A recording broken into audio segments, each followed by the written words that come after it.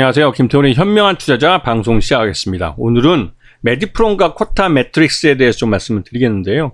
이 두 종목이 오늘 다 상한가에 빵 들어갔습니다. 이것은 이제 알츠하이머 진단 키트의 신의료기술 평가를 신청했다는 게 재료가 된 것인데요. 이미 알츠하이머 진단 키트는 2020년대에 완성이 됐습니다. 그리고 이미 사용 허가까지 받은 상태지만 신의료기술 평가를 받게 되면 이게 의료보험 혜택을 받을 수 있게 되기 때문에 더 많이 광범위하게 사용될 수가 있는 거죠. 왜냐면 이게 사용 단가가 한 키트 검사하는데 150불 정도 나오는 걸로 알려져 있는데요. 그것만큼 그거보다 이제 의료보험을 적용받기 때문에 가격이 굉장히 저렴해지고 또 사용자 입장에서는 쉽게 이걸 사용을 결정할 수 있는 그런 상태가 되기 때문에 이 신의료기술 평가 신청은 그런 나름대로의 의미가 있는 겁니다. 기존에 없던 기술들을 갖고 어떠한 의료기기나 이런 걸 만들었을 때 이거를 의료보험을 적용하는 걸 평가하는 걸 신의료기술 평가제도, 또 그 이후에 나온 게 혁신의료기술 별도 평가 트랙이라는 게 또 만들어졌는데요. 이 둘 다 이 새로운 의료기기나 이런 것들을 바로 의료 현장에 적용할 수 있도록 이 기술을 평가하는 그런 제도입니다. 그런데 이 신의료기술 평가나 혁신의료기술 평가 이거에 대한 그 승인 건수가 그렇게 많지 않죠. 특히나 혁신의료기술은 말 그대로 혁신의료기술이라는 걸 먼저 증명을 해야 되기 때문에 그 기술 수준 자체가 굉장히 높습니다. 그래서 대부분은 신의료기술 평가를 승인을 하는데요. 승인 신청을 하는데 이게 실제로 승인되는 사례는 한 3분의 1 정도 되는 것 같습니다. 그만큼 그리고 이게 점점 더 어려워지고 있죠. 까다로워지고 있고. 왜냐면 의료보험 평가제다 심의평에서도 이러한 신의료기술 평가를 받은 기술들이 많아지면 많아질수록 의료비 지출이 많아지기 때문에 가급적이면 이런 것들을 좀 줄여줄 것을 요구하는 것인지 이상하게 그 건수가 해를 지날수록 점점 줄어들고 있습니다. 그래서 이 혁신의료기술이나 이런 신의료기술 평가에서 승인되는 게 너무 낮다고 해서 이 업계에서는 좀 불만이 있죠.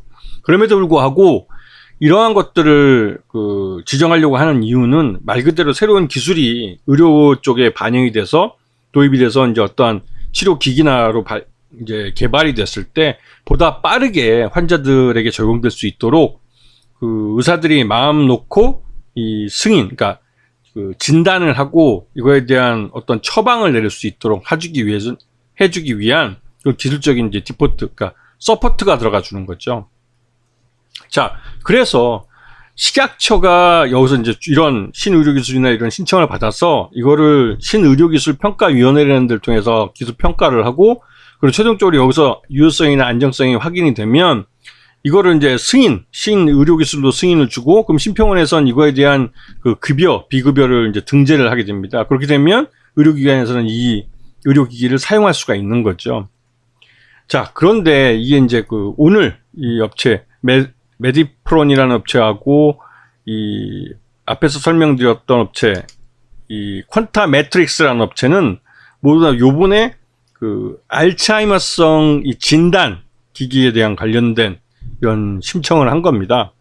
그만큼 이 알츠하이머는 치매 시장은 굉장히 큰 시장이고 블록버스터급 신약인데요. 이에 대한 치료제는 아직까지 전 세계적으로 몇 개 개발되지 않은 상태입니다.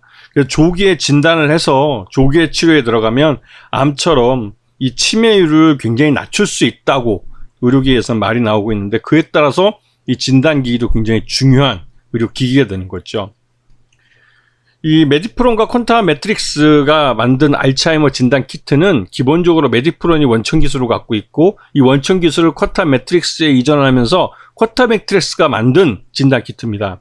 그리고 이 키트는 2020년 7월 20일 날 식약청에서 품목허가를 승인을 했고, 요번에 이 심의평에다가 이 신의료기술로 신청이 들어간 거죠. 그리고 메디프론 같은 경우는 이 치매 치료제 개발에 특화되어 있는 업체로 이미 일상에 들어가 있는 신약 후보물질이 있는 업체입니다. 그래서 이 치매 치료제라는 글로벌 블록버스터급 신약 후보물질들을 많이 갖고 있기 때문에 성장 가능성이 높은 업체로 시장에서 인식하고 있죠. 자, 오늘 퀀타매트릭스 같은 경우도 오전장에 개장과 함께 바로 상한가로 빵 들어갔는데요. 이건 아까 앞에서 말씀드렸듯이 이 알츠하이머성 조기 진단 보조 키트에 대한 신의료기술 평가를 신청을 했기 때문에 이게 통과되면 우리나라 국민의료보험에서 보험 적용을 받을 수 있어서 이 수익성이 늘어나게 되고, 이에 따라서 기업의 실적이 좋아질 가능성이 높기 때문에 이게 주가에 선반영되는 거라고 볼 수가 있습니다. 이 메디프론도 마찬가지고, 메디프론 같은 경우는 보유하고 있는 파이프라인 중에 이 알츠하이머성 치료제로 사용될 수 있는 그런 그 후보물질을 갖고 있기 때문에 메디프론 같은 경우는 굉장히 기대감이 있는 업체죠. 장기적으로 봤을 때 주가가 많이 흘러내린 것은 그동안 그 문재인 정부 때 치매 국가치료제라고 해가지고, 국가책임제라고 해가지고, 이 알츠하이머나 그 치매에 대한 이 치료제나 이런 데는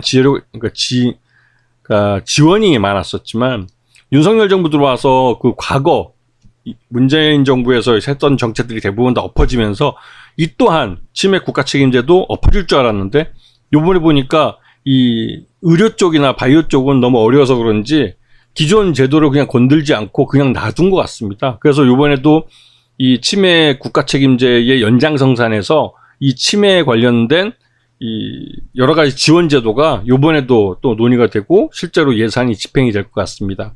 그러한 영향으로 메디프론이 오늘 또 오전장에 바로 상한가를 빵 들어갔죠.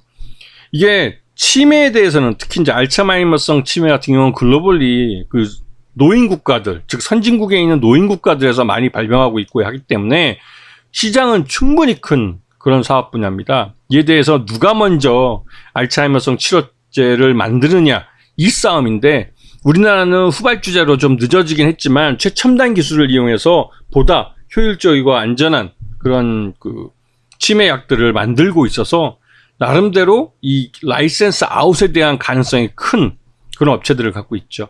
메디프론이 연구하고 있는 치매 치료제 후보물질들 같은 경우도 다국적 제약사나 이쪽에서 노리고 있는 그러한 그 후보물질들이 많습니다. 그래서 라이센스 아웃의 대상이 될 수 있고, 그럴 경우에는 굉장히 그 비싼 그 계약금과 또 그 뭐 마일스톤을 받을 수 있는 그런 후보물질이라는 그런 기대감이 있기 때문에 메디프론에 대해서는 항상 시장에서 긍정적으로 보는 시각들이 많긴 합니다.